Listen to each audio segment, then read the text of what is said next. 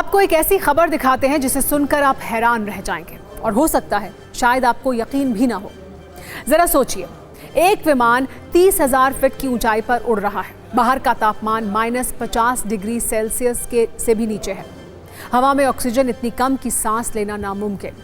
और इन खतरनाक हालात में एक 13 साल का बच्चा बिना किसी सुरक्षा के विमान के पहियों में छिपकर काबुल से दिल्ली की यात्रा तय कर लेता है, और वो भी पूरी तरह सुरक्षित। ये किसी चमत्कार से कम नहीं है। ये मामला सामने आया है दिल्ली के इंदिरा गांधी इंटरनेशनल एयरपोर्ट से, जहां रनवे के पास सुरक्षा कर्मियों ने एक बच्चे को घूमते हुए देखा। फिर उसे तुरंत पूछताछ के लिए लाया गया। उसके बाद जो कुछ उसने बताया वो सुनकर सब हैरान रह गए।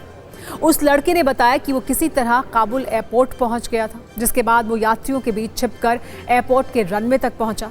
फिर मौका देखकर विमान के लैंडिंग गियर्स के कंपार्टमेंट में घुस गया और करीब 2 घंटे की उड़ान में वो उसी कंपार्टमेंट के अंदर बंद रहा। लेकिन चौंकाने वाली बात यह है कि इस जानलेवा सफर में वो पूरी तरह सुरक्षित रहा, क्योंकि एक्सपर्ट्स का मानना यह है कि जिन कंडीशन में इस लड़के ने यात्रा की उनमें जान बचने की संभावना लगभग ना के बराबर होती है। क्योंकि जब विमान उड़ान भरता है तो कुछ ही सेकंड में उसके लैंडिंग गियर्स अंदर की ओर फोल्ड हो जाते हैं। उस हिस्से को व्हील वेल कहा जाता है। इस दौरान अगर कोई व्यक्ति उसके नीचे फंसा रह जाए तो बुरी तरह कुचला जा सकता है।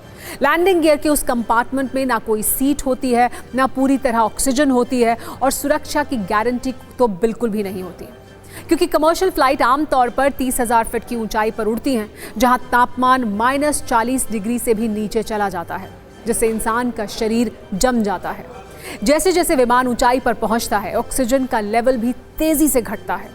कुछ ही देर में इस तरह से सफर करने वाले शख्स की मौत हो सकती है।